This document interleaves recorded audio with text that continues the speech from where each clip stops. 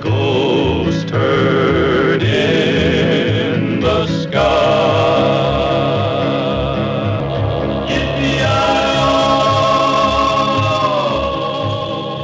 Hello, I'm Allan Arkush, and this is The Last Reel. Thank you for coming back for part 2, which is a deep dive into my trying to understand my generation's obsession with film and television. This one's all about Westerns.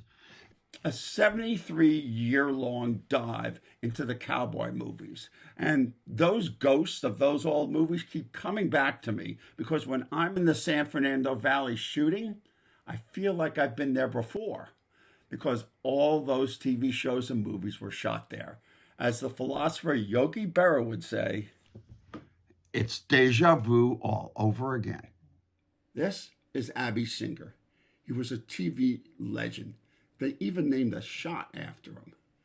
We met in 1985 on St. Elsewhere, my first network show. And naturally, I pumped the legend for all the TV history that I could. What was your first show, Abby? The Three Stooges. But even bigger than that for me was the Lone Ranger. Every morning he drove 60 miles on mostly dirt roads to the Iverson Ranch. The Iverson Ranch is where almost all the cowboy movies were shot. Now, some nights they just kind of slept in the car because it wasn't worth it to drive home. After that, he worked on another favorite of mine called Circus Boy with Mickey Dolenz. Yes, that Mickey Dolenz. So, here's the log line for Circus Boy. Corky, 12-year-old Corky's parents are trapeze artists, and they're killed in a tragic fall. Corky is adopted by the circus, especially circus clown played by Noah Beery. He has a pet baby elephant named Bimbo. Now, I wish I had gotten to direct some of those episodes. Abby also told me that he had worked with Mickey Dolenz on The Monkees. What was he like, Abby? I liked him better before he started smoking pot. Let's go back to those thrilling days of yesteryear. It's before 7 a.m. on a Saturday morning in the mid-1950s. It hardly matters what year because we are in front of the TV, all of us obsessed filmmakers of the future, trailers from hell gurus in the making. And with us is our favorite cereal because we're getting ready to eat it while we watch the show that they sponsor. By the mid-50s, marketing to children like us had grown into a financial force that was the backbone of the success of this new medium. Sugary snacks, candy, toys, accompanied by jingles and images, they're still burned into our brains. The zeitgeist was post-McCarthy America. Cowboys, American heroes, American families settling the West. Over the next decade, 112 cowboy shows, Western shows, would go on the air. But now, it's time for the overture.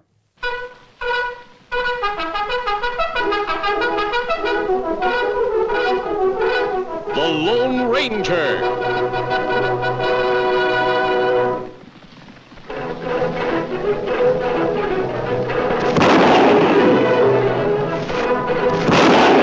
Hi-yo, Silver! A fiery horse with the speed of light, a cloud of dust, and a hearty Hi-yo, Silver. The Lone Ranger. Hi-yo, Silver! Away! With his faithful Indian companion Tonto, the daring and resourceful masked rider of the plains led the fight for law and order in the early West. Return with us now to those thrilling days of yesteryear. The Lone Ranger rides again.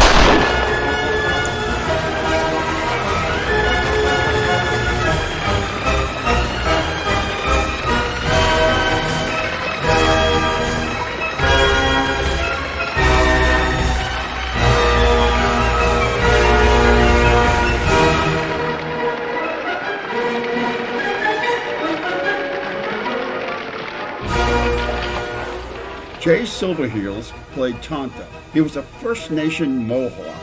Despite being wounded in World War I, he became an all-star Hall of Fame lacrosse player and a Golden Gloves boxer.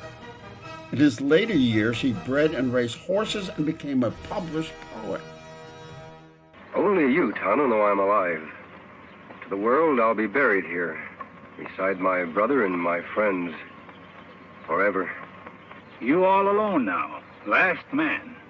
You are Lone Ranger. Yes, Tonto, I am the Lone Ranger. Kimosabe, me help you fight outlaw. But Tonto, don't you have a family? Anyone? No, me lone like you. Me want law here too, for all. All right, Tonto. You'll be a lot of help. We'll ride together. Be with the Lone Ranger and Tonto same time next week for new dangers in another thrill-packed adventure when the Lone Ranger rides again.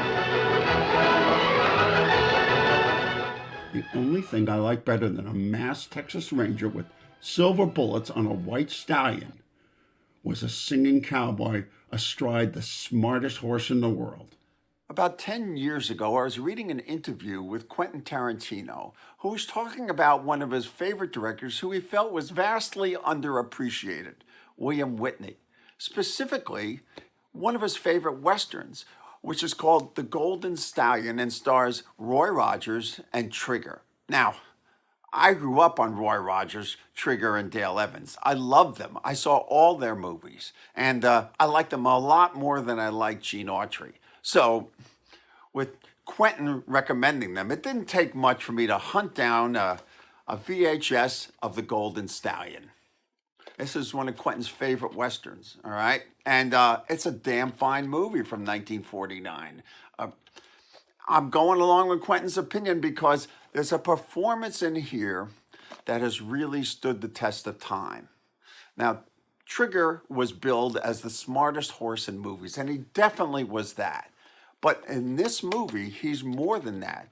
He gives an equine performance of many layers and a lot of depth. He plays a double agent. There's two Triggers. There's a good Trigger and a bad Trigger. This is a career-defining performance.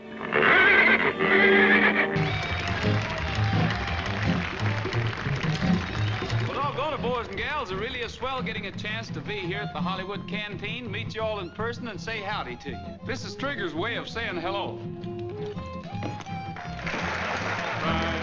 Give me land, lots of land under starry skies above. Don't fence me in. Let me ride through the wide open country that I love. Don't fence me in. Let me be by myself in the evening breeze and listen to the murmur of the cottonwood trees. Send me off forever, but I ask you, please, don't fence me in. Just turn me loose, let me saddle my own saddle underneath the western skies. On my cayuse, let me wander over yonder till I see the mountains rise. I want to ride to the ridge where the west commences and gaze at the moon till I lose my senses. I can't look at hobbles and I can't stand fences. Don't fence me in.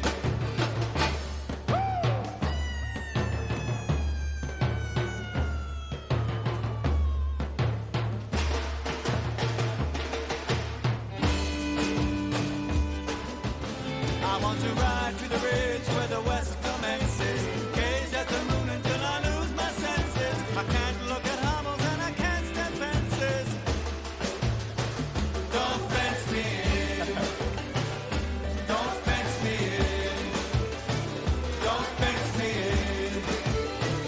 Don't fence me in. Don't fence me in. Don't fence me in. Come on, Trigger. Let's be on our way.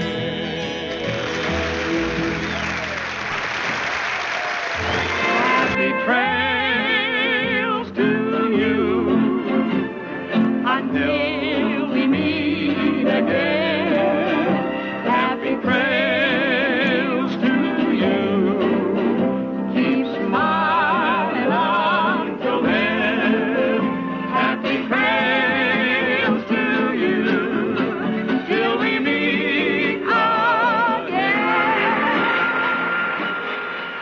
A date worth noting, December 15th, 1954.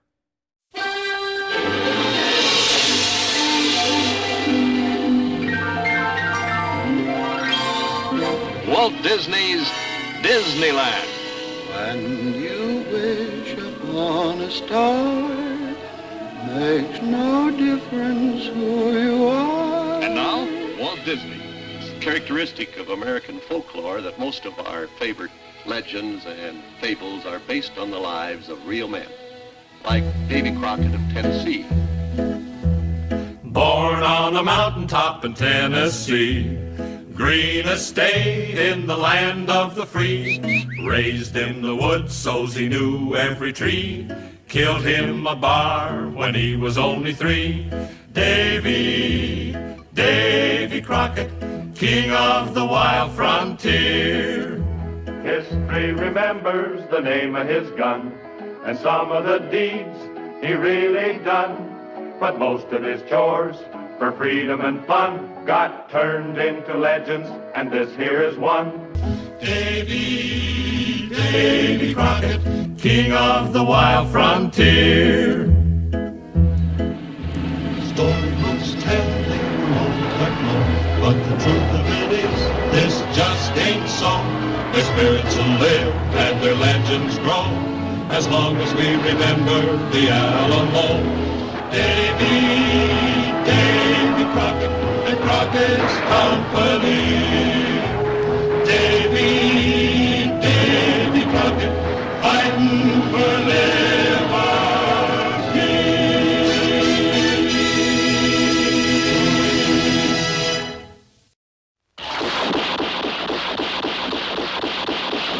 The Rifleman.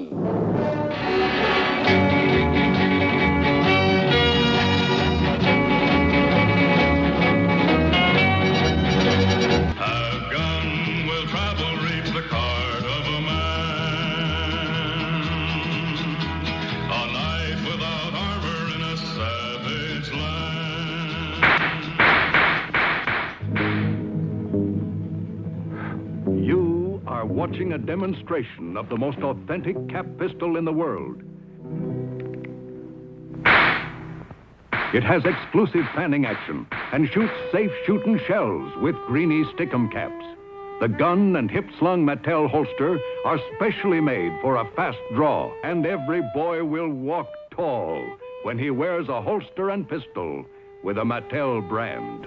You can tell it's Mattel. It's swell.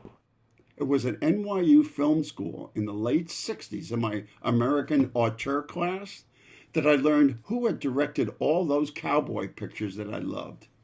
It was John Ford, Howard Hawks, Roll Walsh, Anthony Mann, and I got to see on opening night The Wild Bunch and Once Upon a Time in the West, and I vowed to see every single cowboy picture in this book. And I've darn near done it. I didn't think I'd ever get to direct a Western, but in 1985, when I was working on the TV series Fame, the showrunners came to me and said, "How would you like to do a Western episode?" Who, me? I think the show Fame needs a little context. It was on every Sunday night at dinner time, aimed at the whole family. There were 3 songs and a storyline that was a life lesson for aspirational teens. It was a worldwide hit. I directed 15 episodes, and this one has the most elaborate musical number of all of them. So, after 41 years, Bronco Bob rides again. Man's got to show respect for 3 things in life: his mother, his horse, and the truth. Bronco Bob, code of honor. I try to live my life by them words. He was one of the greatest. Man, I wonder whatever happened to him.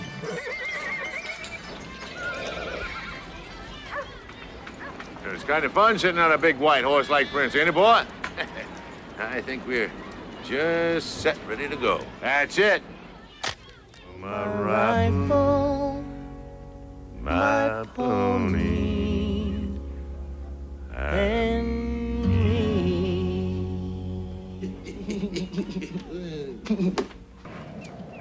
You ruined my life. 35 films, 151 television shows.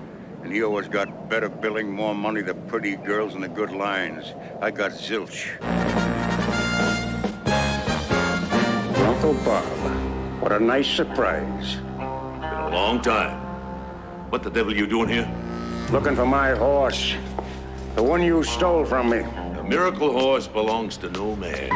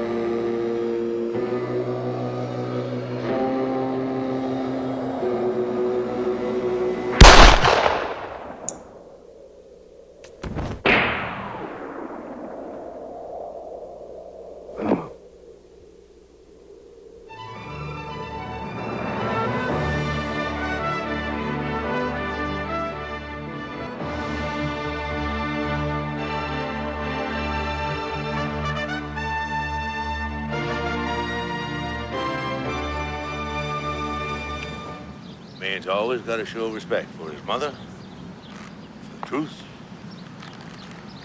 and for his horse. You see it, bud?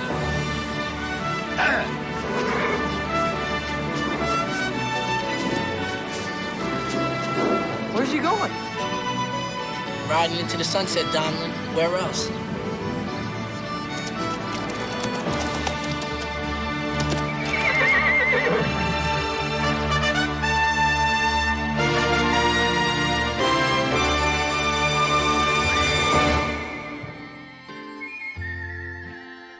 While editing together this reel, I've been examining connections in my life between the places I've been and the people I've met, and that 5-year-old with his imaginary friend sitting on the couch becoming part of the TV and the man I am today.